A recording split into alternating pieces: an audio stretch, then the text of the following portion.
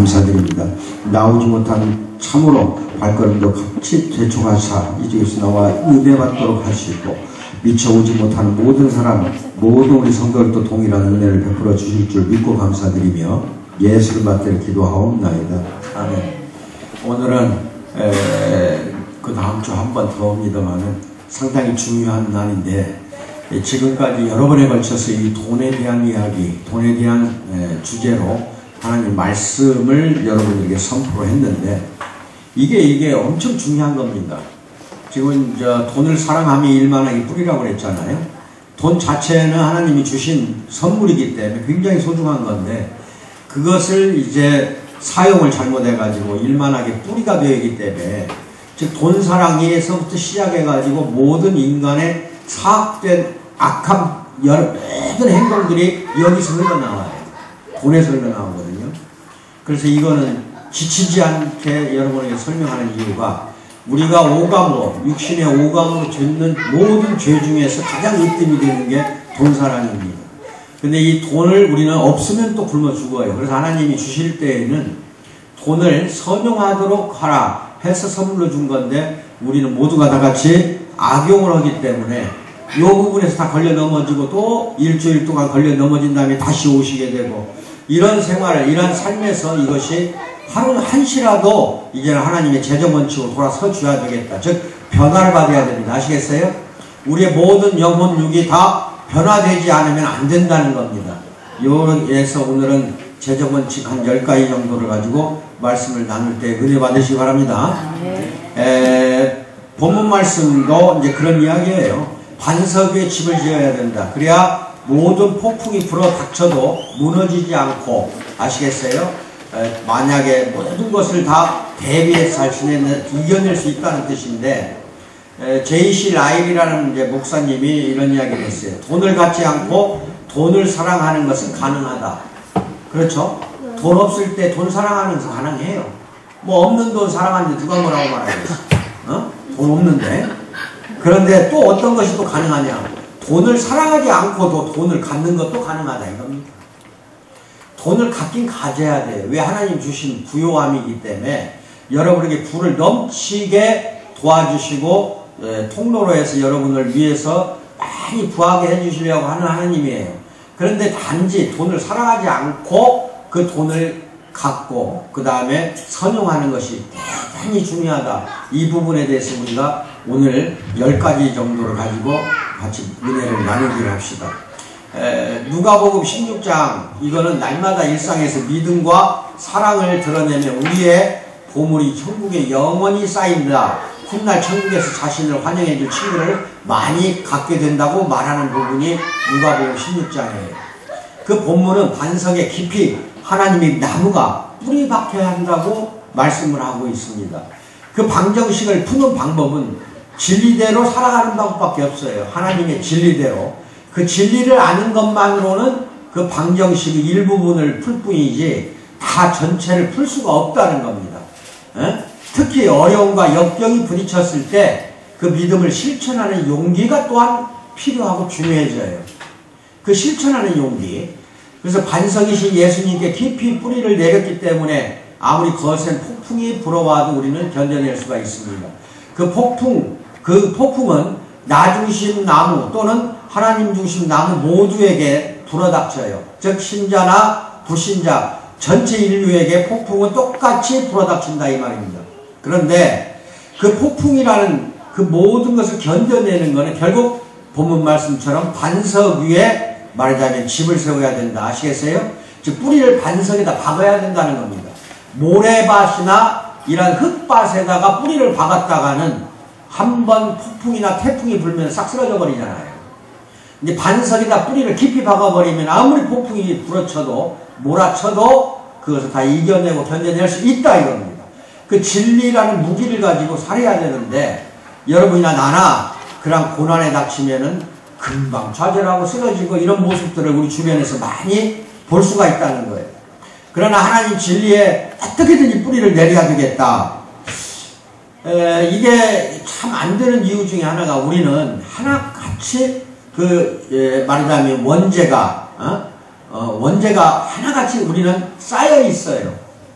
쌓여 있어. 그래서 어떤 그 경우에는 그것 때문에 이제 말하자면 폭풍이 견디면 금방 쓰러지고 죄를 짓게 되는데, 그 폭풍이 아무리 불어봐도 내가 고난이 또 험한 시험이나 환난을 당하는 거, 이게 폭풍이라고 할 수가 있거든요. 그런 것들이 나에게 닥쳐온다 한들 두려워할 필요가 하나도 없는 건데, 이제 막 그냥 온통 사악한 생각을 해가지고 결국 돈 때문에 그런 게 물질이라고 봐야 돼. 돈을 물질로 보면 돼. 그 물질로 이겨내지 못하는 거, 이거 폭풍에 견뎌내지 못하는 거거든요. 만약 에덴 동산이라는 게 한국에 있었다면 아마 이런 일이 벌어질 수도 있었어요. 한국에 있었다면은 아마 원죄가 발생 안 됐을 수도 있어. 하나의 이제 예담, 하나의 이제 말하자면은 조크인데 우스갯소리를 들으세요. 수업 시간에 선생님이 뭐라고 말하냐면은, 만약에 에덴 동산이 한국 땅에 있었다면 인류는 타락하지 않았을 것이다. 그렇게 이야기하면서, 왜냐하면 일단 뱀이 유혹하기 전에 하와가 뱀을 잡아 뱀탕을 끓여 먹었을 것이다. 또 하와가 뱀의 유혹에 넘어갔다고 하더라도 아담은 타락하지 않았을 것이다. 하와만 타락했다 이거지. 왜냐하면 한국 남자가 여자 말 듣는 거 봤어? 선악 갖다 갖고 와서 먹으라고 먹냐는 소리야. 이런 우스갯소리가 있어요. 이게 인류가 이제 선악과 하나 까먹는 바람에 죄악의 뿌리가 이게 깊어져가지고 참으로. 근데 태어날 때, 아담을 지을 때 분명히 하나님은 맑고 순수한 영을 갖도록 해주었어요. 왜? 자기 형상으로 지었거든요. 그런데 이제 살면서 그 원죄가 발생하고 선악과 까먹으면서부터 전 인류가 아담과 하와가 지은 죄를 물려받는 겁니다. 전가가 된다고 이것 보고. 그래서 죄 중에 잉태했다는 말이 그 말이에요. 다윗이 시편에서 그렇게 한탄을 하면서 하나님께 나는 태중에서 죄 중에 잉태한 사람이다 이런 이야기를 하는 것을 볼 수가 있어요. 근데 모두가 다 그렇게 태어날 때부터 원죄를 가지고 태어나요. 그러니까 쉼없이 말하자면 절제하지 못하는 상황, 즉 하나님의 성령이 나를 잡아주지 못하면 다 쓰러지게 돼 있어요. 죄악 중에. 그런데 중요한 거는 이제 재정적 어려움을 이제 극복하는 10가지 방법 중에 하나가 열심히 일을 해야 돼요. 항상 열심히 일을 해야 돼요. 그 일이라는 건 삶에 의미를 주고 왜 사는가를 알게 해주는 거거든요. 자기 자신을 다른 사람들에게 필요한 존재로 만들어줍니다. 요새는 퇴직이 굉장히 빨라졌어요. 그러니까 이 노년층이 너무 오랫동안 살기 때문에 이제는 할 일이 없어졌어. 그 많은 노인들 참 다 취업을 시켜야 되는데 국가 입장에서도 어디 취업할 만만한 장소가 없는 데다가 더군다나 또 이제 무슨 일이 벌어지고 있냐. 노년층뿐 아니라 이제 젊은 층들이 어디서 취업을 못하고 일이 저리 방황하는 모습을 많이 보게 돼요. 일자리가 없어. 그리고 험하고 힘든 일은 대부분이 외국에서 들어온 노동자가 다 차지하고 있어요. 공장 가보세요. 대부분이 외국에서 온 노동자들이 그 험한 일들을 하고 있다 이 말이에요. 그러면 한국의 젊은이들이 앞으로 어디로 가야 할지 이것은 굉장히 기도 제목이에요. 암담해요. 사실은 취업난이 굉장히 이거는 심각해진다 이거예요. 대기업에 취업하는 것도 한계가 있는 거거든요. 아시겠죠? 이런 부분이에요. 그리고 이제 노인들은 이제 수명이 길어지니까 일을 안 한다고 하면은 만약 한 1년간 일 않고 놀아보세요. 60대, 70대 노인들이. 바로 한 10년은 빨리 늙어버립니다. 왜 이렇게 되느냐? 젊은이나 늙은이나 일 안 하면은 반드시 빨리 질병에도 걸리고 빨리 늙어지고 빨리 말하자면은 생명이 즉 쇠락해져요. 영혼마저 말하자면 쇠락해진다. 이 이유가 왜 그럴까? 하나님이 일하도록 만들기 때문에 그래요. 우리 인간의 형상을 자기 형상대로 만든 거는 일하도록 만들었어. 자, 따라서 합니다. 일하시는 하나님, 시작. 지금도 일을 하고 계신다니까 하나님이.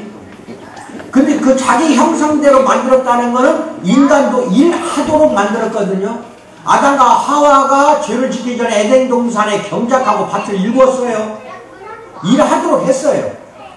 밭을 경작하고 이렇게 가꾸도록 그렇게 하나님께서 하셨다는 것은 우리 인간을 일하도록 자기처럼 일하도록 만드셨다는 겁니다. 근데 이제 우리나라가 지금 암담해지는 이유 중에 하나가 젊은이나 늙은이나 이제 딱 디디고 일할 수 있는 터전이 갈수록 없어지고 있어요. 그래가지고 정식으로 또 어느 회사든지 이제 직원들 채용 안 하려고 합니다. 4대 보험 들어줘야죠. 참 복잡해요. 또 나갈 때 좋게만 나가면 괜찮은데 딱 이게 그만두게 할 때에는 또 퇴직금을 다 또 만들어 줘야 하잖아요. 이런 거 싫다 이거예요, 이제 기업체들이. 그래가지고 이제 아르바이트생만 이제 구하는 거예요. 일시직이라고 하지, 임시직. 고용직이라고 하지. 뭐라고 해야지. 이렇게 해서 놀고 있는 인력들을 데려다 쓰려고 하니 정상적으로 정식 직원으로 채용돼서 일한다는 거, 이것같이 하나님의 복 받은 것은 있을 수가 없다. 이 세상이 그렇게 됐어요. 예, 정식으로 내가 어느 직장에서 일한다는 거, 이거 하나님의 큰 축복입니다. 아멘을 받으세요. 감사함으로 받으세요. 아시겠어요?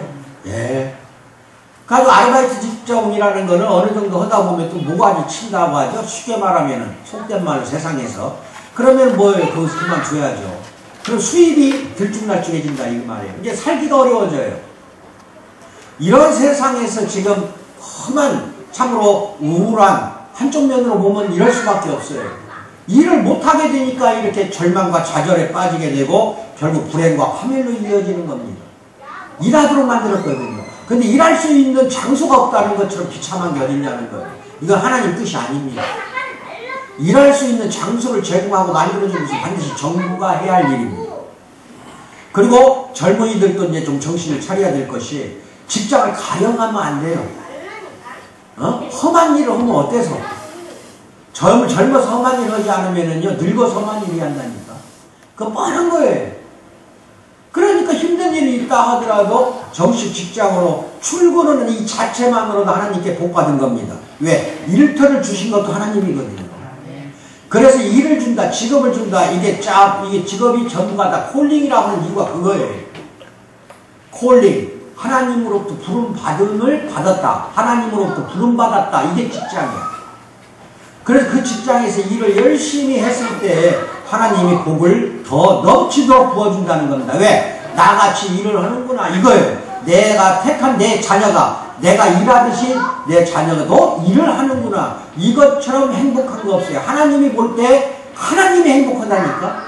하나님이 기뻐하는 거는 자기 자녀가 일하는 모습이지. 일할 때에 게을러 터져서 집에 누워있거나 인터넷 중독으로 어디 나가지도 못하고 결국 젊은 나이에 게임이나 한다든지 부모 돈이나 갖다가 쓴다든지 이런 경우가 굉장히 지금 많아질 겁니다. 앞으로.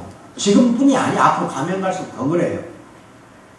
이 사양길로 들어가는 거예요. 모든 이게 일이 없어지기 시작한다는 이 뜻이에요. 그러니까 이것을 각성하고 게임게 하는 거는 나나 여러분이 해야 할 이게 의무라고 생각하면 돼요. 주변에 젊은이들 보면은 자꾸 일을 하도록 이야기를 해줘야 되고 권고를 해줘야 돼. 왜? 하나님이 지금 일을 하도록 부르고 있거든요. 그것을 못 듣고 있는 거예요. 그래서 자기 사악한 그 더러워진 영혼으로 사악한 길로 가고 있는 거예요. 그래서 하나님의 형상대로 했다는 거는 우리를 만들었다는 건 하나님이 일하신 하나님이기 때문에 일을 하면서 목적과 의미와 그 기쁨을 경험하도록 하라. 이 뜻이에요. 네가 왜 일을 하냐? 그 목적이 뭐냐? 하나님의 영광을 위해서. 그 뜻이 뭐냐? 일을 함을 통해서 내 삶을 찾을 수가 있기 때문에. 기쁨이란 뭐냐? 내가 이 일을 함으로써 하나님과 내가 다 같이 기쁘기 때문에. 아시겠어요? 근데 논다고 한번 생각해 보세요. 이거 파멸과 죽음뿐이에요. 노는 것 자체가 죽음이에요. 인간은 일하도록 만들어졌어요. 요거를 꼭 같이 알고 계시는 게 좋겠다. 그래서 우리는 근데 어떻게 일을 해야 되느냐? 공장에 취업을 했든 아르바이트로 어디 편의점에서 일을 하든 상관없습니다. 부천이 없어요. 방금 우리 장 집사가 기도 중에 빈부 구천, 부천 뭐 있잖아. 그 이야기 한 것 같은데 어디가 있어 그게? 직업에. 옛날에는 산업공상 해가지고 장사치가 가장 말하자면 치욕적인 직업이었어요. 할 일 없으면 장사했거든. 지금 그게 아니에요. 오히려 장사하지 않으면 굶어 죽어 요새는. 거꾸로 됐어요. 그래가지고 우리는 어느 면에서나 뛰어나게 일을 해야 된다는 겁니다. 어느 장소에 있든지 뛰어나게 해야 된다. 전도서 9장 10절 같이 읽어요. 시작. 내 손이 이를 얻는 데는 힘을 다하여 할지어다. 내가 장차 들어갈 스올에는 일도 없고 계획도 없고 지식도 없고 지혜도 없습니다. 거기 스올이라는 건 구약에서 많이 나옵니다. 오늘날 음부 또는 이걸 뭐라고 하냐, 지옥으로 보면 돼요. 지옥에 가보세요. 일도 없고 계획도 없고 지식도 없고 지혜도 없다. 그게 이 세상에 일을 안 하는 그 자체가 지옥이에요. 아시겠어요? 일도 없고 계획도 없지 뭐. 그 다음 출애굽기 34장 21절 시작. 너는 엿새 동안 일하고 일곱째 날에는 쉴지니 밭 갈 때나 거둘 때도 쉴지며 밭을 갈고 거두고 하는 거, 이거 하나님이 주신 복이에요. 그 다음에 데살로니가 후서 3장 10절 시작. 우리가 너희와 함께 있을 때에도 너희에게 명하기를 누구든 일하기 싫어하거든 먹지도 말게 하라 했더니, 이런 구절들이 얼마나 많은지 몰라요. 일하기 싫으면 먹지도 말라 이거야. 하나님이 이건 대단한 절대적인 명령이야. 근데 이제 문제가 어떻게 되느냐, 일을 못하게 됐으면 어떻게 하냐. 그래서 10여 명의 부모를 공경하라 이렇게 나오는 거예요. 먹지도, 일을 못할 나이가 있을 거 아니야. 80, 90, 100살 되면 어차피 기동을 못하니까 힘이 없어 걷지도 못하고 그냥 침대에 누워서 살해할 나이가 있어요. 그때는 이제 부모가 그렇게 될 경우에는 자녀들이 공양을 해야 되는 겁니다. 그런데 내가 아파서 일자리가 없어, 아니 내가 아파서 침대에 눕기 전까지는 해야 됩니다. 얼마나 빨리 늙는지 몰라요. 요새 저 같은 경우는 굉장히 행복합니다. 늙은 나이에 목사라는 거, 이거 하나님이 주신 천직이가 얼마나 기쁜지 몰라. 이거 안 줬더라면 나는 아마 20년이나 빨리 지금 더 벌써 죽었을지도 몰라. 하나님 나를 데려갔겠지. 이거예요. 여러분에게는 어떠한 사소한 일도 기쁨으로 오세요. 조그마한 일이 있다는 것 자체만 해도 이건 행복한 겁니다. 일을 갖다가 여러분은 더 욕심부리지 마세요. 거기에 탐욕으로 들어가 버리면 안 돼요. 이것보다 더 좋은 일자리를 찾아가는 젊은이들이 얼마나 많아요. 근데 어느 일자리에서 근무를 하든 뛰어나게 일을 해달라는 겁니다. 이게 하나님이 요구하는 거예요. 그렇게 했을 때 그 사람에게 맞아 물질적인 복을 베풀어 주신 하나님이에요. 왜? 자기가 일을 하기 때문에 알거든요. 자녀가 일하는 거 알거든요. 그럼 가만 놔두겠냐? 이것은 이치적인 거예요. 우리의 생각과 지식으로만 갖고도 알 수 있는 부분이에요. 두 번째, 하나님이 재능을 주신 영역에서 일을 해야 돼요. 어떤 사람은요, 자기가 받은 은사가 있는데도 불구하고 그걸 때려치우고 다른 거 해요. 특히 대학교 가보면은 말하자면 의대 가기 위해서 갔던 애들이 아유 적성이 안 맞아고 나중에 또 턴을 하는 경우 많아요. 예를 들어 의사만 그런 게 아니라, 예를 들어 법대 갔던 학생이 나는 도저히 고시 공부가 맞질 않아. 그러니까 다른 데로 찾아가는 경우가 있어요. 전과를 한다는 거지. 과를 바꾸는 건데, 그렇게 하는 이유가 뭐예요? 자기 은사가 아니거든. 나에게 주신 은사가 있다 이 말이에요. 그 은사에 맞는 걸 찾아야 돼요. 찾아야 돼. 그래서 그게 여러분에게 주신 은사가 어떤 것인가, 그게 맞는 직업을 찾으라는 겁니다. 맞는 일자리를 여러분들은 가져야 된다는 겁니다. 아시겠어요? 그럼 자기가 하나님이 주신, 자기가 받은 은사가 무엇인지를 먼저 알아야 되겠죠. 내가 주신 은사가 무엇인가 한번 곰곰이 되돌아보세요. 아시겠죠? 그 주신 재능과 은사에 맞추어서 일하는 것이 곧 하나님을 존중하는 거라니까요. 하나님이 이 A라는 은사를 줬는데 그걸 무시해버리고 B라는 은사를 가지고 사용한다고 생각합시다. 그러면 하나님을 무시하는 것이 된다니까요. 그것을 다 잊어버렸어요. 내가 저쪽 교회에서 자꾸 불평을 하고 말이야, 어떤 권사 집사들이 또는 장로들이 그런 경우 많이 봤어요. 그러면 내가 이제 담임 목사한테 이야기 안 할게요. 불러다가 뭐라고 하나. 아니 너 빗자루 들고 교회 앞에 쓰는 것도 하나님이 주신 은사인데 그것이라도 한번 해봅시다. 앉아서 불평하고 나불거리고 뒤에서 불평하고 누구 이야기 나오고 예배 시간 좀 전에 나와가지고 일찍 나와서 할 일이 없으니까, 그러면 나가서 빗자루를 쓰는 거 쓰고 싶어져. 이건 하나님이 주신 은사입니다. 저 신발장 오늘 내가 유사모 시켰는데 내가 많이 해요 주로. 그러면서 아이고 누가 저거 좀 해줬으면. 신발이 막 그냥 여기저기 막 돌아다녀. 그러면 신발장에 넣어놓고 그 다음에 슬리퍼를 쫙 놔주면 얼마나 들어올 때 기분이 좋아 우리 교인들이. 근데 그거 하는 사람이 한 명도 없어. 그래서 아침에 유사 한번 시켰습니다만은 대부분이 내가 하고 있어요. 그러면 감사하다고 하고 속으로. 왜? 나한테 주신 은사는 슬리퍼 은사거든요. 알았어요. 몰랐어요 이제. 엄집사 요새는 이제 부엌에 제막 끓였어. 자꾸 부엌에 요리를 하고 있어. 그거 하나님이 주신 은사에 무시하면 큰일 납니다. 그것을 돈을 받든 못 받든 아시겠어요? 봉사하는 것도 은사라니까 하나님이 주시는. 근데 그거를 무시하고 다른 거 하려고 해보세요. 그럼 하나님을 무시하는 거라니까. 하나님이 주신 은사는요 꼭 성령의 은사라 해가지고 뭐 여러가지 뭐 방언의 은사, 예언의 은사 이것만 알고 계시는데 그게 아니에요. 은사가 카리스가 은혜입니다. 영어로 은혜가 카리스고 은사는 카리스마예요. 근데 이 카리스마가 잘못 쓰여지고 있어요. 권세가 있는 사람, 권력을 쥐고 있는 사람, 파워가 있는 사람을 카리스마라고 하는데 그게 아니야. 하나님이 주신 은사를 카리스마라고 합니다. 이게 저 사람 카리스마가 많다는 건 뭐야? 은사가 많다는 뜻이야. 권력이나 힘이 많다는 뜻이 아니라니까요. 이 카리스마가 가장 잘못 쓰이는 단어예요. 그 은사가 하나님이 어떤 사람은 하나만 주었어. 어떤 사람 10개를 주었어. 어떤 사람 20가지를 주었어. 많이 준 사람도 있겠죠. 아시겠어요? 근데 그 은사를 무시하고 다른 은사를 활용하려고 하니까 삶에다가 다른 은사를 적용하려고 하니까 부를 창출을 못한다는 겁니다. 지금 내가 이야기하는 건 하나님이 여러분에게 부를 주는 걸 이야기하고 있는 거야. 다른 은사에 가서 적용을 하니까 이게 나한테 돈이 안 온다는 거야. 하나님이 돈을 안 준다는 거예요. 왜? 하나님을 무시했기 때문에 그럽니다. 내가 택한 아들에게는 A라는 은사를 줬는데 B를 갖다가 하고 있으니 하나님이 주겠냐는 거예요. 그 복을 베풀어 주겠냐는 거예요. 아시겠어요? 이제 이런 경우는 있겠죠. 직업이 자기가 하나님 주신 은사가 아닌 직업, 어쩔 수 없이 먹고 살기 위해서 그 직업을 갖고 있거나 사업을 해도 그거는 그 감당을 하세요. 그렇지만 어느 시간에 가서는 반드시 하나님이 주신 은사로 해야 됩니다. 그 직업을 갖고 있어도 또 다른 직업을 하든지 또 다른 부업을 갖든지 또 다른 사업을 하든지 뭔가 자기의 주신 은사를 또 할 수밖에 없는 거예요. 또 하지 않으면 안 돼요. 그때 돈이 들어오는 겁니다. 내가 지금 하고 있는 직업을 하는데 돈이 모여지질 않아.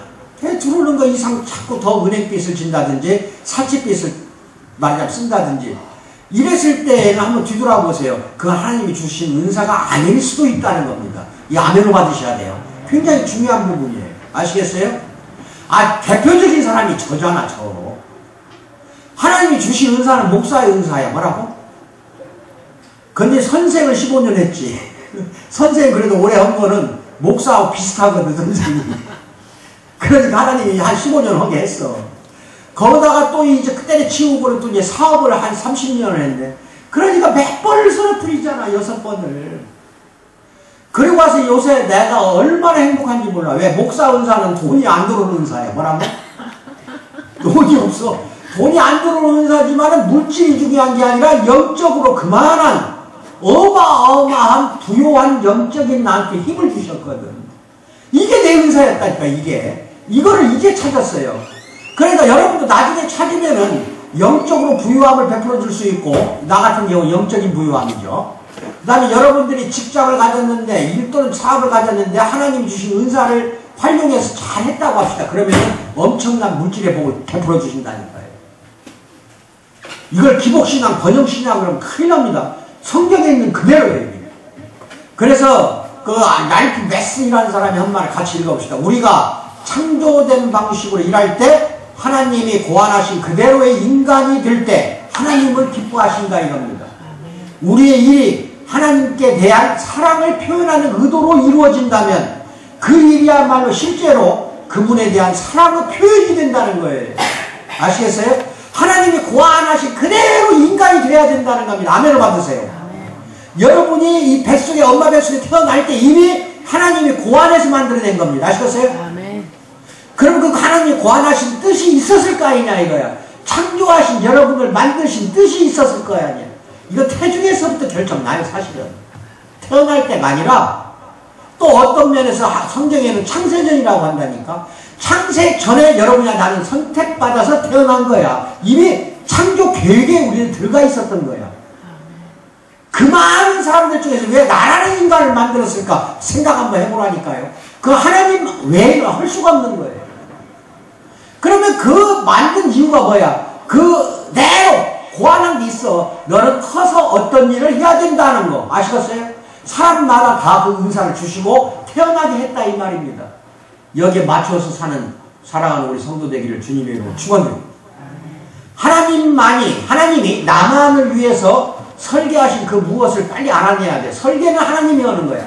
성부 하나님이 설계를 한다고 그래서 제가. 그래서 나의 재능이 뭔가, 하나님이 주신 재능이 있을 거 아니야. 나의 관심사가 뭔가, 기술이나 가치를 찾아가지고 내가 선택한 일의 영역에서 그걸 잘 적용을 해야 돼.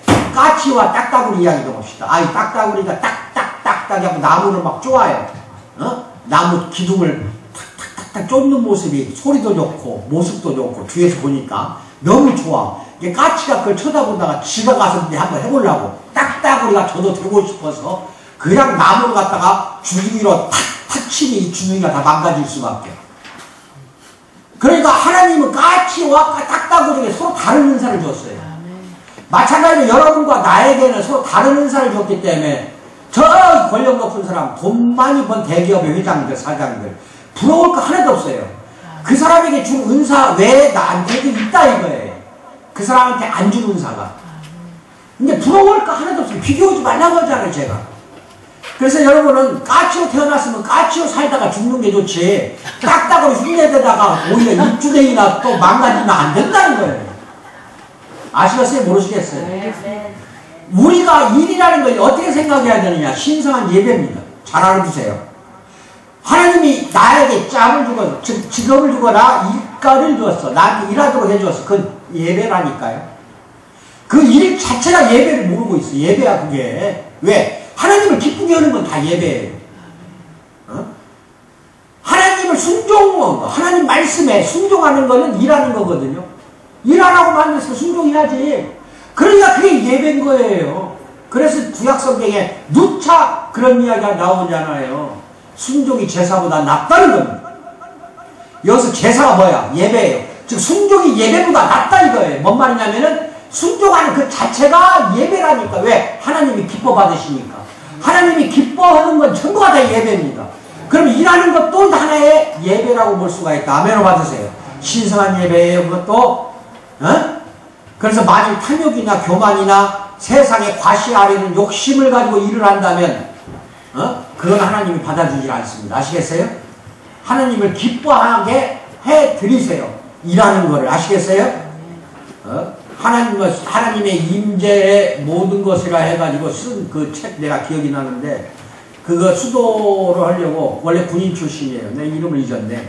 유명해. 중세기에 군인도 했고 돈도 많은 사람이 갑자기 신부가 되겠다 해가지고 사제가 되겠다 해서 들어갔어요. 수도원에. 그런데 들어가는 즉시 부엌에서 일하도록 했어요. 수도원에서. 이제 처음 늦게 들어온 사람이니까 시켰을 것 같지. 근데 부엌에 들어가서 그 신부들, 그 들 사람들, 사제들 밥을 해주는 거야. 반찬 만들고. 그러면서 거기서 하나님의 임재를 알게 됐다는 거예요. 죽을 때까지 그것만 했어, 그 사람은. 죽을 때까지, 늙어 죽을 때까지. 그래서 이제 그 책을 내가 읽은 적이 있어요. 얼마나 은혜가 되는지 몰라요. 여러분도 마찬가지예요. 일 자체에서 하나님은 기쁨을 찾아야 돼. 내가 기쁘면 하나님이 기뻐하는 겁니다. 아시겠어요? 내가 슬퍼하면 하나님도 슬퍼하는 거야. 모든 것 내 자아가 잘못되면은 하나님께 가고 싶어도 못 갑니다. 아시겠어요? 그래서 고린도전서 10장 31절 시작. 그런즉 너희가 먹든지 마시든지 무엇을 하든지 다 하나님의 무엇을 위해서 하라고요? 영광을 위해서 하면 돼요. 영광을 위해서. 그게 하나님이 기뻐하는 거예요. 에베소서 2장 10절 시작.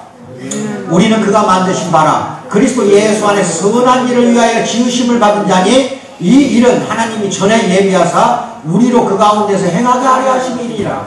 출애굽기 36장 1절 부살렐과 오홀리압과 및 마음이 지혜로운 사람 곧 여호와께서 지혜와 총명을 부으사 성소에서의 모든 일을 할 줄 알게 하신 자들은 모두 여호와께서 명령하신 대로 할 것이니라. 이거 뭔 말이냐면은 부살렐과 오홀리압이 성소에서 성막을 만들고 짓는 거 이걸 잘하거든요. 그러니까 잘하는 거에 은사에 맞추어서 일을 맡겼다 이거예요. 아시겠어요? 이제 우리에게 주신 은사를 찾으세요. 그 다음에 세 번째는 빚을 지지 말라는 겁니다. 이게 상당히 중요한 뜻이 있어요. 기독교에서는. 여러분들은 내가 지금 이야기하는 하나하나 설교가 아이고 목사님 나 다 알아요. 나 빚 지지 말라는 말씀 안 하셔도 알아요. 속으로 그렇게 생각했다 큰일 난다. 내가 왜 이것을 이야기하냐면은 빚을 지지 말라는 것은 빚 지는 그 자체가 채권자하고 종이되기 때문에 그런다는 거예요. 이것을 깨닫게 하려고 하는 거예요 지금. 빚을 지지 말라는 뜻은 예수님 외에는 여러분들이 어떤 주인도 섬기지 말아야 돼요. 맞죠? 아멘 받으세요. 그러면 빚을 졌다 하면은 채권자가 해달라는 대로 끌려갈 수밖에 없기 때문에 채주라고 나와요. 성경이 채주. 채권자, 채주의 종이나 노예가 된다 이겁니다. 그래서 빚지지 말라는 거예요. 절대로 빚지지 말라는 이유가 거기가 있어요. 특히 여기서 말하는 것은 사업을 위해서 은행에서 돈을 빌리는 거 이건 아니에요. 여기서 말하는 건 주로 사채를 말합니다. 아시겠어요? 네, 은행에서 빚지는 거는 목적이 있어서 국가로부터 돈을 빌리는 것이기 때문에 그렇다고 해서 은행에 내가 종이 되는 건 아니거든요. 그거는. 그런데 이제 채권자가 있어요. 사적으로 돈을 빌리는 거. 개인적으로. 꼭 사채업자 아니라 하더라고. 개인적으로 돈을 빌리는 거는 그 사람의 내가 뜻을 다 받들어줘야 돼요. 돈을 빌렸기 때문에. 그러니까 그 사람이 내가 뭐가 돼요? 종이 되기 때문에 그 사람을 섬기는 것이 된다니까. 그럼 이것도 우상숭배에 들어간다 이 말입니다. 그래서 빚을 지지 말라는 겁니다. 이게 성경적인 깊은 뜻이 있어요. 예수님 외에는 어떤 주인도 우리를 섬기지 말아야 되는데 돈을 일단 빌리기만 하면 어떻게 되는 거예요? 돈을 빌리면 그 사람의 종이 되고 그 사람을 섬겨야 된다 이겁니다. 그래서 그 사람을 섬기는 종이 되기 때문에 예수님을 섬기지를 못하고 오히려 그 사람을 섬기는, 그 사람을 섬긴다는 건 그 사람이 나한테 준 돈을 섬기는 거예요. 아멘을 받으세요. 피조물이나 사람을 섬기면 이건 절대적으로 안 됩니다. 그게 빚이라는 거예요. 그래서 주기도문이 그래서 빚이라고 하는 거예요. 오늘날 우리에게 내가 오늘 사람을 다른 사람 내가 만약 죄 지은 자를 사해 준 것 같이 내 죄도 사하여 주시었고 이 죄가 원어로는 빚입니다. 성경에서는 이 빚 자체를 죄라고 부르는 거예요. 아멘 받으세요. 그래서 로마서 13장 8절 시작. 피차 사랑의 빚 외에는 아무 빚도 지지 말라. 남을 사랑하는 자는 율법을 다 이루었느니라. 즉 사랑의 빚만 져라 이거예요. 저 어떤 사람이 나를 갖다가 사랑을 해요. 그 사랑은 남녀 간의 사랑만 이야기하는 거 아니에요. 교회 나오면 형제 간에 서로 사랑하잖아요. 그럼 그거 받으세요. 왜? 그 사랑의 빚 외에는 지지 말라는 뜻이 그 뜻이야. 내가 사랑을 받고 내가 사랑을 베푸는 거 이것은 빚에 들어가질 않아요 사실은. 왜? 그 사랑 자체가 율법을 이루는 것이기 때문에. 아멘을 받으세요. 잠언 22장 7절 그에 나와요. 시작. 부자는 가난한 자를 주관하고 빚진 자는 채주에 뭐가 된다고 해요? 종이 된다고 되어 있잖아. 이 채주가 뭐예요? 채권자예요. 그래서 빚지지 말라는 겁니다. 아멘을 받으세요. 지금까지 있었던 거는 빨리 우리 사랑하는 성도들은 이 사적인 빚을 안 지고 있다고 나는 믿고 있어요. 하지만은 빚을 아무리 내가 빌려주고 싶어도 참을 줄 아는, 절제하고 자주할 줄 아는, 있는 것에 만족할 줄 아는, 오늘의 쌀이 한 그릇밖에 없다 해도 거기에 만족하고 사세요. 왜? 공급하시는 하나님의 은혜이기 때문에. 아멘 받으세요. 빚에서 벗어나기 위한 단계도 첫째 읽어요. 같이 시작. 어떤 형태로든 돈을 빌리지 말라. 둘째 뭘 해? 지출 계획을 세워라. 셋째 채권자들과 함께 부채 상환 계획을 세워라. 넷째 하나님을 신뢰하는 법을 배워라. 그러면 자기 통제력이 강해진다. 다섯째 베푸는 삶을 통해 마음속에 자리 잡은 물질 만능주의의 강한 요새를 어떻게 해야 돼? 파괴하라. 여섯째 조언을 구하라. 목표를 달성하기 위해서 다른 사람 조언을 구하는 것도 괜찮아요. 그 다음에 이제 가족을 부양하는 건데 이건 뭐 잘 알죠. 돈 버는 목적이 뭐야? 하나님이 주신 물질을 어떻게 쓰느냐 이게 중요해요. 이게 가족 부양이에요. 누구든지 자 디모데전서 5장 8절 시작. 누구든지 자기 친족 특히 자기 가족을 돌보지 아니하면 믿음을 배반한 자여 불신자보다 더 악하다고 그랬어요. 가족을 돌보지 않으면 아시겠어요? 불신자보다 더 악하다고 아예 성경에 나온 말씀 이거 무시하면 큰일 납니다. 그러니까 돈을 벌었어요. 그러면 그것을 두 가지로 항상 우리 사랑하는 성도들을 생각하세요. 하나는 가족을 부양하는 것이 우선이에요.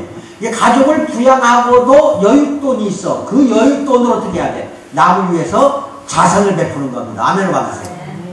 그러니까 베푸는 삶은 두 번째예요. 첫 번째는 뭐야? 가족을 부양하는 거예요. 예. 그리고 남은 돈으로 자선을 베풀고 사는, 나누고 사는 그 삶을 살면 얼마나 좋겠냐 이겁니다. 존 파이퍼라는 미국의 목사님이 이런 이야기를 했어요. 같이 읽어요. 얼마나 돈을 버느냐는 것은 문제가 아니다. 높은 연봉이나 급여가 악한 것은 아니다. 문제는 1억 원의 연봉을 받으면 반드시 1억 원의 라이프 스타일이 따라와야 한다는 어리석은 생각에 속아버린다 이거예요. 돈을 많이 벌면 벌수록 라이프 스타일이 더 이상하게 사치스럽게 바꾸어가잖아요. 그냥 10,000원짜리, 1,000원짜리 또는 5,000원짜리 신발이나 옷 사서 입으면 어때서? 잘 들어야 돼요. 꼭 브랜드 있는 옷만 찾냐 이 말이에요. 라이프 스타일이 왜 바뀌냐는 거예요. 이 뜻이야. 1억 원을 연봉 받는 건 잘못된 거 하나도 아니에요. 그런데 이제 1억 원을 연봉을 받으니까 어떻게 돼? 1억 원의 연봉에 맞춰서 살라고 한다니까 인간들이. 가족을 부양하는 것이 우선인데 자기 라이프 스타일부터 바꿔요. 옷이 고급 옷이 되지. 대만의 차가 그냥 뭐 티코 차 타던 사람이 1억 원이 생기니까 대만의 벤츠를 뽑아. 나이 돌아버리겠어. 이런 식으로 살아서는 안 된다는 거예요. 라이프 스타일이. 그래서 그 다음 같이 읽어요. 하나님은 우리를 은혜의 통로로 만드셨어요. 그러나 그 통로가 금으로 도금되어야 한다는 생각은 굉장히 위험한 생각이에요. 은혜의 통로가 금으로 도금되어서는 안 됩니다. 구리로도 충분합니다. 아시겠어요? 나한테 하나님이 물질의 복을 어마어마하게 베풀어줘서 갑자기 몇십억의 돈, 몇백억의 돈을 벌었어. 그러면 옛날 살다 그대로 사세요. 돈이 들어왔어. 그러면 그거를 금으로 도금해갖고 내가 은혜를 베푸는 통로가 이제 막 가서 금으로 도금하면 어떻게 되냐? 그 벤츠에다 돈 써버리지. 집 더 좋은 걸 사는데 돈 써버리지. 그 다음에 또 여자 다른 거 하나 찾아가는데 돈 써버리지. 그래가지고 이게 못 쓸 방향으로 다 가버려. 이게 도금을 한다 이 소리야. 돈으로. 옛날에 구리로 살던 그대로 통로가 되면 얼마나 좋겠냐 이거예요. 이게 내가 돈을 많이 벌었어. 그럼 옛날 스타일 그대로 사시라니까. 그 하나님이 주신 돈은 여러분에게 분명히 하나님이 목적이 있어서 주신 것이기 때문에 낭비해버리면 안 되지. 낭비하면 통로가 금이면 안 돼요. 통로가 항상 구리나 흙이 돼야 된다. 아시겠어요? 그 다음에 다섯 번째, 다른 사람을 부요하게 하는 겁니다. 이게 상당히 중요해요. 우리 이 크리스찬들은 이걸 못해요. 하나님이 그렇게 원하는 것인데도 이걸 못하고 있어. 서로 형제끼리, 자매끼리 그 개인의 행복에 초점을 맞추는 복음은 없어요. 그거 잘 알아야 돼. 복음이라는 것은 일개 개인에게 행복을 주는 게 아니야. 피를 흘려야 복을 받는다는 내가 말씀을 분명히 했어요. 그래서 기복신앙은 자기 자신만 행복해지기를 원하는 거고, 우리는 양동이가 아니라 깔때기가 되어야 된다. 이게 무슨 말이냐면 하나님이 막 어마어마한 돈을 갖다가 나한테 부어주고 있어 지금. 예를 들어 물질을 나한테 쏟아주었어. 근데 양동이를 다 받아놔. 아니 그냥 쟁여놔. 넘치도록 양동이에요. 여러분은 여러분은 양동이가 아니라니까. 깔때기. 뭐라고? 깔때기가 뭔지 알아요? 중고등학교 과학 시간에 있잖아. 이게 깔때기가 있어갖고 비커에다가 이렇게 뭐 떨어뜨리면은 액체를 부으면은 밑에 다 빠지잖아. 깔때기는. 그렇죠? 그 하나님이 그 위에 깔때기 넓적하잖아. 위에가 복을 거기다 넣어줘. 깔때기에다가. 그럼 다 흘러 나가버려야 돼. 뭐라고? 흘러 나가야 되니까. 아까 이야기했잖아. 우선은 가족 부양. 그리고 여윳돈이 바로 깔때기처럼 흘러나가야 돼. 어디로 나가야 돼? 다른 사람을 부요하게 하는 데 써라 이겁니다. 아멘을 받으세요. 하나님은 우리가 깔때기가 됐을 때 복을 줘요. 아 저놈은 양동이에다가 막 내가 준 걸 다 잡아서 쟁여놨으니까 더 안 주는 거예요. 주고 싶어도 받을 것이 없어. 받을 그릇이 없어. 그런데 이제 깔때기로 됐는데 내가 그래가지고 주는 대로 여윳돈은 다 자선사업으로 나누어 쓰는 걸로 나가버리네. 다른 사람 부여하는 대로 부욕해 하는 대로 다 써버리네. 그러니까 더 줘야 돼요. 더 줘야 돼. 왜? 또 빠져나가니까 또 주고 또 주고 빠져나가고 또 주고. 아멘 받으세요. 아멘. 이제 알았죠 그 의미를. 그래 양동이가 될래요? 깔때기가 될래요? 이게 대답을 못해. 아직도 양동이야, 보니까. 자기만 가지고. 특히 현대에는 자기 혼자 죽어도 못하고. 좀 이따 나오면. 그게 6번째야. 상호 형통의 원칙을 기억하라. 서로가 형통이 돼야 돼. 그래, 에레미야서 29장 11절 시작. 여호와의 말씀이 너희를 향한 나의 생각을 내가 하나니 평안이요 재앙이 아니라 너희에게 미래와 희망을 주는 것이다. 이 말씀을 언제 했는가가 중요해. 하도 이스라엘과 유다 이 두 왕국이 우상숭배하고 하나님 말씀 듣지 않고 불순종을 하니까 다 망하게 해버렸잖아. 그래서 북이스라엘은 아수르라고 해서 그쪽으로 다 망하게 하고 포로로 끌려가게 만들어버렸고, 남유다는 그 뒤에 바벨론에게 망해서 전부 다 포로로 끌려가게 했어요. 그때 에레미야 선지자에게 하나님이 대신 이 이야기를 해라 그래요. 그때 끌려간 포로들은 바벨론 땅에서 거주 지역이 한계가 있었다고 봐야 돼요. 왜? 포로기 때문에 오늘날 말하면 천막을 쳐놔, 텐트를. 그래가지고 전쟁이 벌어지면 포로들이라고 또 전쟁 피난민들 있잖아. 피난민들이 머무는 천막 있잖아. 그 생활하고 있는 거예요. 바벨론에서 끌려가가지고. 그걸 잘 먹고 잘 살던 유대 백성들이. 그래가지고 말하자면 피난민 임시보호소 같은 짓이 그렇게 만들어 놓고 거기 살았다고 봐야 돼. 그러니까 얼마나 비참한 생활을 하냐 이거. 먹을 것도 없다니까 하나도. 그래가지고 먹을 것도 없고 가진 것도 없는 유다 백성에게, 유대인들에게 예레미야 선지자를 통해서 뭐라고 말을 해. 내가 너희들에게 주는 거는 평안이지 재앙이 아니다 이거야. 너희에게 미래와 희망을 주는 거다. 아멘을 받으세요. 난 이 말만 들어도 얼마나 기뻐. 너희에게 뭘 준다는 거야? 미래와 희망을 준다는 거야. 우리한테도 재앙을 주진 않아요. 하나님은 평안을 주신 하나님. 아시겠어요? 그러니까 그 이스라엘 백성들, 유대 백성들이 얼마나 그게 말하자면 위안이 됐고 희망이 됐겠어.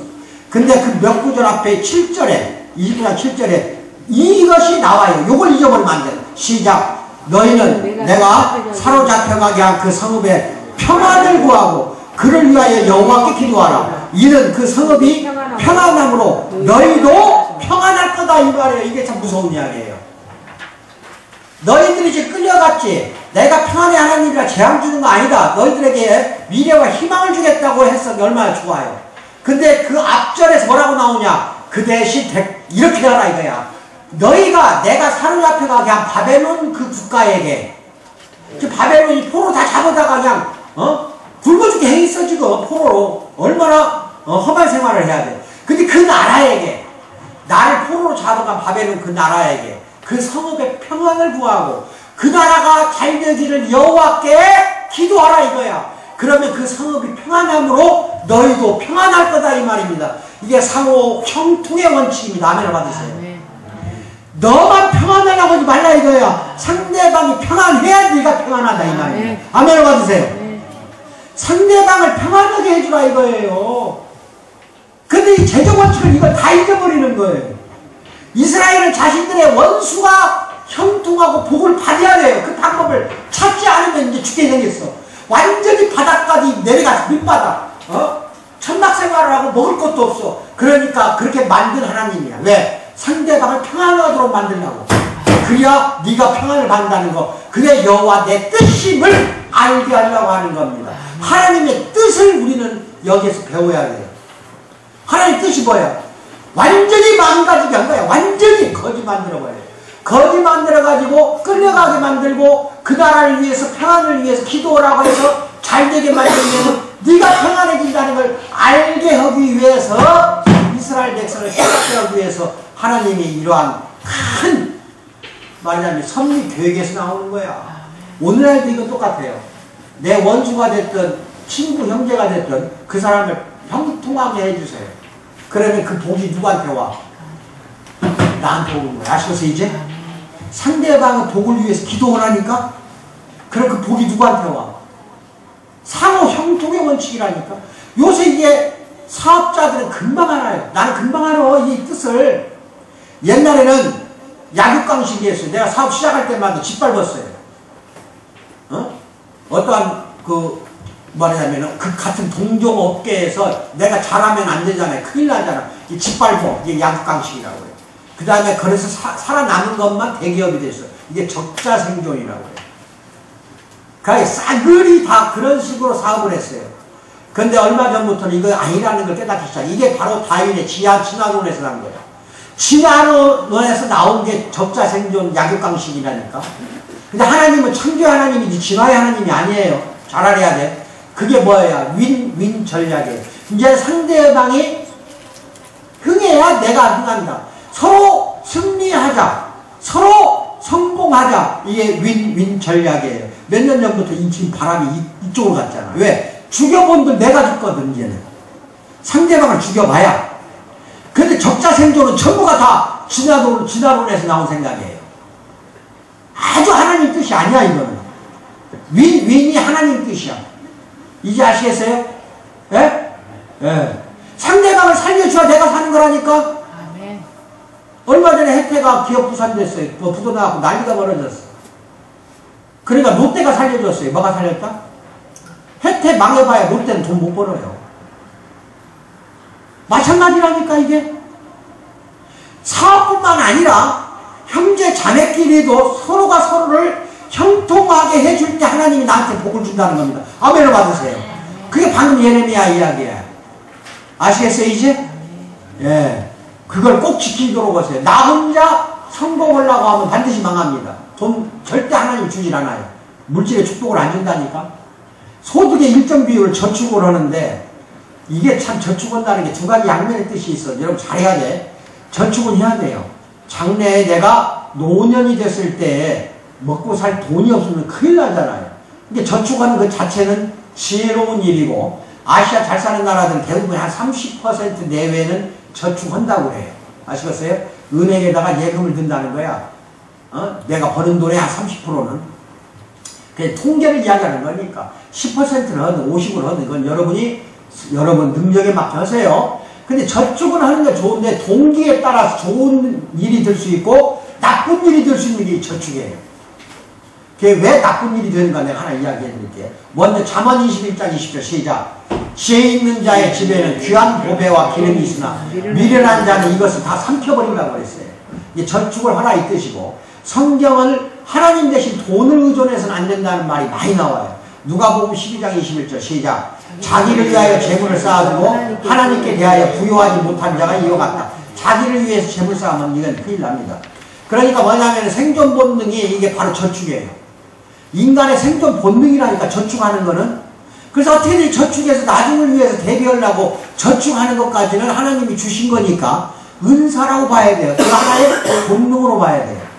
근데 저축하지 않는 사람들이 자신이 해야 할 일을 하지 않아도 이것이 있어. 이것이 내가 돈을 펑펑 써도 돼. 왜? 저축하지 않아도 하나님 다 일용할 양식 공급해 준다고 했어.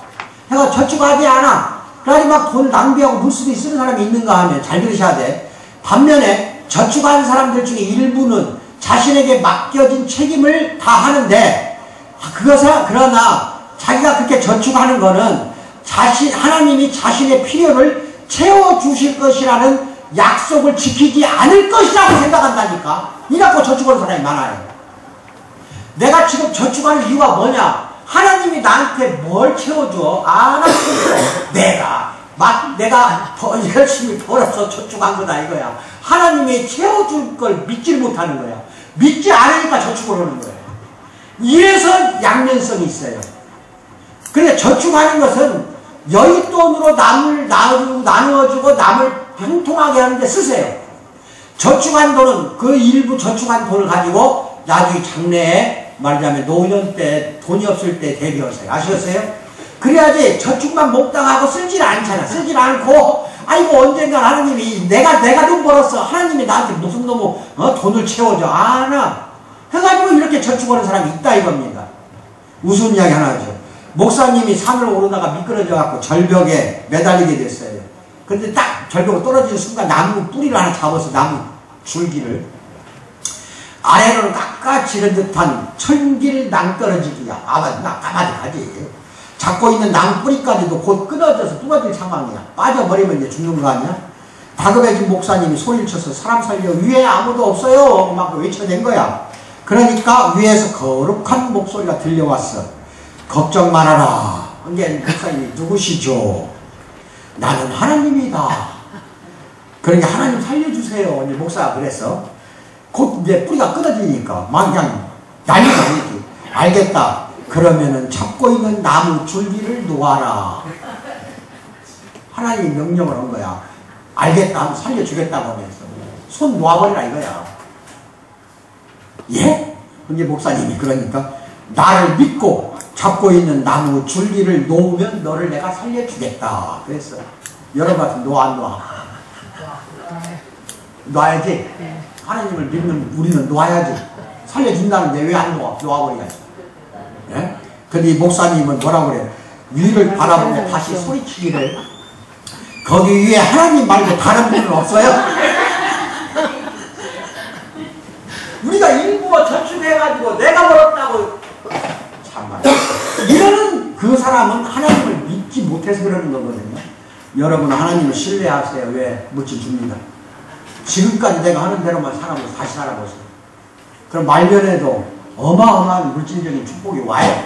영적인 축복은 말할 거 없고. 아시겠죠? 네. 그 다음에 예기치 못한 일 대비하고 궁핍한 사람 돕기 위해 여윳돈을 꼭 갖고 있어야 돼요. 아시겠어요? 여윳돈이 있어야 돼요. 그러나 그것만 의지하라는 하려는 마음 자세는 버려야 된다는 거죠. 경제적 자립이라는 것도 속내는 경제적인 자립이라는 거, 이게 부를 막 그냥 쌓아나가는 막 번영하는 국가들이 있어요. 중국 같은 경우 어마어마하게 지금 돈 많이 벌잖아요. 경제적으로 번영하고 자립할수록 그 속내는 어떻게 되는 거예요? 항상 하나님 대신 돈을 의지하려는 그 숨은 의도가 숨어 있다니까. 그런 의도가 숨어 있어요. 그 히브리서 13장 5절 같이 읽어요. 시작. 돈을 사랑하지 않고 있는 말을 만족한 줄로 알라. 그가 친히 말씀하시기를 내가 결코 너희를 버리지 아니하고 너희를 떠나지 아니라 하리라. 이렇게 말씀했잖아요. 사랑하지 말고 돈을 있는 말을 족한 줄 알아. 너희를 버리지 않고 떠나지 않겠다고 하는데 왜 나무를 놓았는데 손을 딱 잡고 있냐 이거예요. 왜 손에다가 돈을 움켜잡고 있냐 이거예요. 아시겠어요 이제? 이러니까 복을 안 주는 거예요. 손 놓으면 놓아버려야지. 하나님 말고 다른 분 없어요? 이러니까 이제 문제가 되는 거예요. 아시겠어요? 모르시겠어요? 여러분 부유하게 만들어 드리려고 이렇게 내가 말씀을 드리는 거니까 아멘을 받으세요. 어떤 경우라도 청렴해야 됩니다. 이 청렴 단어가 인티그리티라고 해서 이게 원래는 인티거라는 완전함에서 나온 거예요.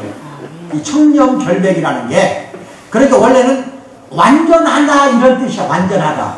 이 청렴하다는 거는 그 사람 성품이 전인적이고 온전하고 거짓이 없고 진실하고 정직하다는 뜻입니다. 이 청렴 뜻이 그래요. 성경은 유다와 이스라엘 양쪽 나라의 왕들을 한 가지 잣대로 딱 평가를 하나님이. 뭐를 평가하는 줄 알아요? 왕들을? 하나님이 눈에 옳은 일을 했냐 악한 일을 했냐 이걸로 그 왕의 일생을 말하자면 평가를 한 분이 하나님이. 그래 다 그냥 나중에 하나님 눈에 옳은 일을 하지 않길래 주 나라를 갖다 멸망시켜버리잖아. 하나님이 멸망시켜. 우리도 그래. 우리한테도. 아시겠어요? 중국에 딱 가니까 17년 15년 전 이야기야. 그래서 저한테 친한 중국인이 뭐라고 하는 줄 알아요? 중국 이야기를 하는데 밥 먹으면서 연구한다 연구하고 그 다음에 연주가 뭔 줄 알아요? 담배와 술을 합쳐서 뭐라고 그래? 연주, 담배 연에 술주자야. 이게 발음이 비슷해요. 이게 중국 발음으로 내가 해드릴게. 연주. 이 연구한다 이거야. 뭘 연구하는 거 있잖아. 실험실에서. 실험실이 아니라 하더라도 책상머리에 앉아갖고, 뭔가 공무원들이 연구를 많이 하잖아. 그것도 연주고. 그 다음 담배와 술을 합쳐서도 연주라고 발음합니다. 그래가지고 이제 공무원한테 이제 담배와 술이 최고의 뇌물이었어요. 지금도 중국인들은 습관상 내가 가기만 해도 먹지도 않는 담배, 술 갖고 온다니까. 그래서 한때는 우리 집에 술이 어마어마했어. 중국 술이. 다 나눠주고 말았지만은 습관이 돼 있어요. 그래가지고 딱 갖다 줘. 담배, 술 엄청 쌓아서 바리바리 갖다가 공무원한테 뇌물로 줘. 그래서 뭐라고 하냐. 이거 연주하세요. 연구하라 이 소리야. 담배, 술을 갖고 와갖고 연주 잘하세요. 연구 잘하세요. 이게 오늘날 중국은 뇌물로 통합니다. 뭘로 통한다고? 근데 중국만 이러는 게 아니에요. 우리나라가 잘 살고 청렴결백하게 될 줄 알았어요. 민주주의를 도입하고 군사 독재로부터 풀려나가고 지금까지 어마어마하게 대형 사고가 터지잖아. 이놈은 뇌물이야. 뇌물은 이제는 천만 단위가 아니야. 억 단위로 가고 막 몇억 몇천억을 갖다가 퍼먹어버리고 대통령도 그냥 그런 돈 퍼먹어버리고 절대적으로 하나님이 칩니다. 하나님이 우리한테 원하는 것은 청렴한 걸 원합니다. 아시겠어요? 아멘을 받으세요. 그래서 요셉과 다니엘이 가장 대표적인 청렴결백한 사람이에요. 요셉과 다니엘은 부패한 나라에서 서로 최고 직책까지 올라섰어요. 왕 바로 밑에까지 올라갔다니까. 청렴결백했음에도 불구하고 왕 바로 밑에 제2인자까지도 올라갔어요. 요셉과 다니엘이. 요셉은 청렴했고 그래서 감옥에 갔고, 다니엘은 강직함 때문에 사자굴에 갔지만 하나님이 다 살려줬잖아요.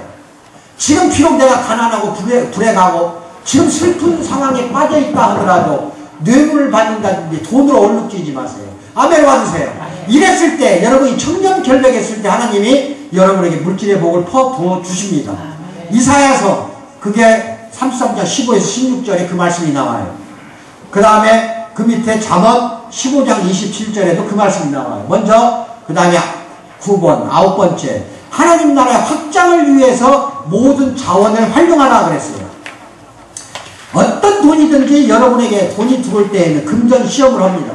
하나님은 분명히 그 테스트하고 있다니까. 내가 물질을 줬는데 내 택한 자녀가 저 물질을 어떻게 쓰는가 보자 이거예요. 나중에 죽어 천국에 왔을 때 내가 준 돈 어디 썼어? 하고 하나님 물어본다 이겁니다. 내가 너한테 물질을 줬는데 어디에 썼냐는 거예요. 그 물질을 너 자신의 이익을 위해서 돈을 사용했냐, 아니면 하나님 나 자신을 위해서 그 돈을 사용했냐. 아시겠어요? 충성을 다하세요. 어떠한 재물도 그 재물로 하나님께 충성을 다하는 사랑하는 우리 공동체 선교들입니다. 주님의 이름으로 축원드립니다. 항상 그 금전 시험을 통과해야 돼요.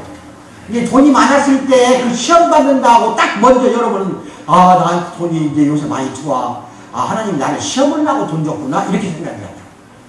하나님이 나를 시험을 나고 돈을 줬구나. 아멘을 받으세요.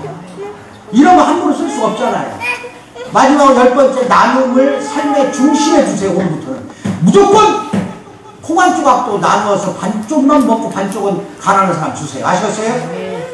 이게 나눔의 삶에 여러분의 하나님이 복이 베풀어진다는 거 반드시 믿기 바랍니다. 항상 하나님은 세상 부를 가져다 주면은 슬픔을 겪지 않기를 원해요.